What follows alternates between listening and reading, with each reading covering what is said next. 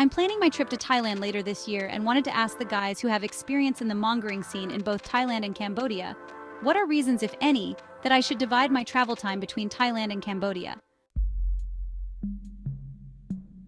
Should I stay in Thailand or make some time to come to Cambodia as well with regards to the mongering scene? As someone who just got back from both countries, well, three, as I visited Singapore too, all as part of a work trip, I'd say it wouldn't hurt to visit Phnom Penh, mainly if you don't like crowds, as at least it's far more mellow than some of the Bangkok areas. You don't have to wade through quite as many drunk punters as you do in BKK, especially when it comes to the packs of lads on tour that are all over soy cowboy, nana, or pot pong. More dudes than around a football stadium urinal sometimes.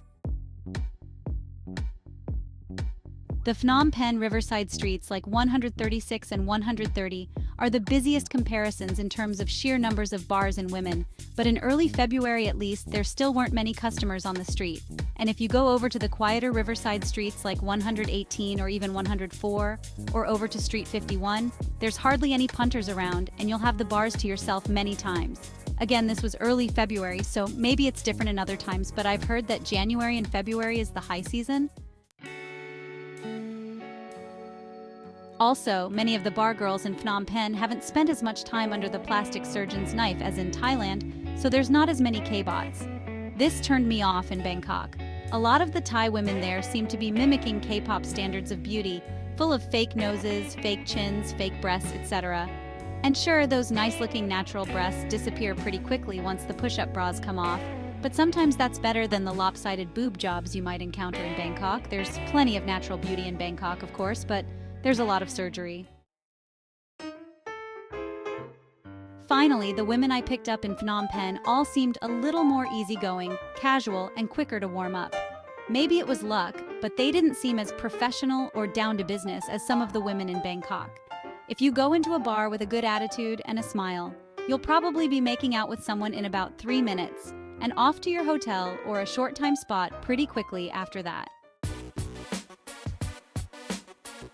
Main difference, of course, is that Phnom Penh doesn't have quite the variety. It's pretty much all bars and bar girls. I personally couldn't find any massage or Nuru-style spots that are a guaranteed good time in Bangkok. Plenty of massage spots in Phnom Penh, but they've all got bad reputations as rip-offs, so I didn't even try. And I know that online spots like Five Fans and Thai Friendly are all over Bangkok, but I didn't know of any in Phnom Penh. And the freelance scene around Nana Plaza or Therme puts anything in Phnom Penh to shame. I did wander into Pontoon once and picked someone up, but there were probably only 8 to 10 women there, trying to get themselves heard over that awful music they play. Around Pontoon and Street 51, there were a few toothless meth heads shuffling about looking for tricks, but I wasn't desperate enough for that. How were the costs in general, especially with regards to the girls in Phnom Penh compared to Thailand? And as far as non-monger sightseeing goes, were there anything in Phnom Penh worthwhile that Thailand doesn't already have? Yeah, good question. Prices were a bit cheaper than Bangkok and Phnom Penh, but not a crazy amount.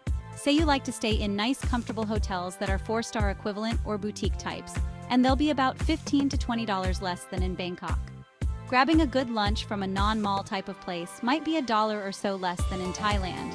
But one thing I noticed is that the quality of the ingredients was much better in Bangkok, no matter how cheap it was. You can get noodles or rice with meat and veggies in Thailand for $2 to $3 and still be amazed at the quality. But the same in Phnom Penh and you're thinking, well, this meat is all gristle, no wonder it's just $2. So Thailand definitely won the food category for me, but on the other hand, some of the Cambodian specialties like amok, the fish curry, or their breakfast noodle soup are really good. You've just got to ignore the $2 versions of them and go for the, well, $6 versions of them, which is still a great deal to most of us. And as far as non-monger sightseeing goes, were there anything in Phnom Penh worthwhile that Thailand doesn't already have? Yeah, good question. Prices were a bit cheaper than Bangkok and Phnom Penh, but not a crazy amount. Say you like to stay in nice, comfortable hotels that are 4-star equivalent or boutique types, and they'll be about $15 to $20 less than in Bangkok. Grabbing a good lunch from a non-mall type of place might be $1 or so less than in Thailand. But one thing I noticed is that the quality of the ingredients was much better in Bangkok, no matter how cheap it was. You can get noodles or rice with meat and veggies in Thailand for $2 to $3, and still be amazed at the quality, but the same in Phnom Penh and you're thinking, well, this meat is all gristle. No wonder it's just $2. So Thailand definitely won the food category for me, but on the other hand, some of the Cambodian specialties, like amok, the fish curry, or their breakfast noodle soup, are really good. You've just got to ignore the $2 versions of them and go for the, well, $6 versions of them, which is still a great deal to most of us. In terms of sights, I can say that Phnom Penh as a city wasn't that great. Sorry to disappoint all my friends there that are, or hopefully aren't, reading this. First, it's about 1/4 the size of Bangkok and 1/4 the people. So it's like a provincial capital versus Bangkok's megalopolis, and still developing. It's a flat city in a valley, so all that heat and smog just stays around, and there's no public transit. Hard to walk around too, due to heat and crap or non-existing sidewalks. Some neighborhoods have some cool colonial or mid-century architecture, but mostly not. Riverside area is nice to walk down, and the museums, if you're into that, are actually pretty amazing.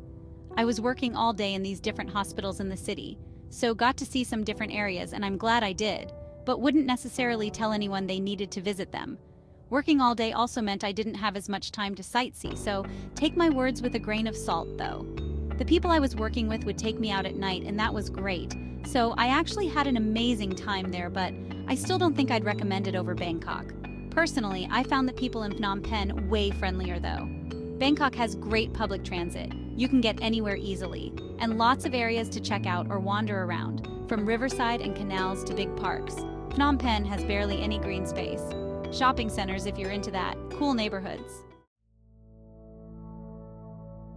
All told, I can't wait to go back to Phnom Penh because of the really lovely people that I met there.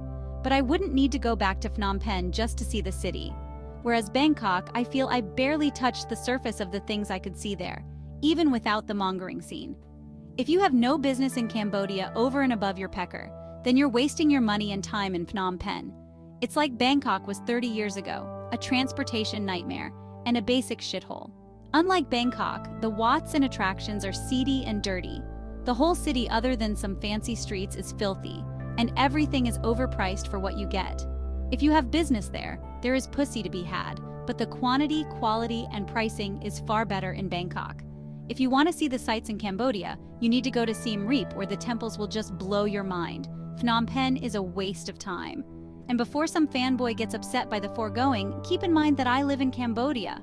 I've been to Phnom Penh 5 times since January 1st. Thanks all for your input. I'm booked for 2 nights each at Phnom Penh and Siem Reap for my first visit to Cambodia. Hopefully I'll get an overview of both locations before I head over to Thailand. Since I'm in the area, I'm also going to Ho Chi Minh and Jakarta as well. I don't expect the mongering at these places to be anywhere near Thailand, but at least I would have visited and hopefully anything unique at the different cities. We'll definitely report on all locations.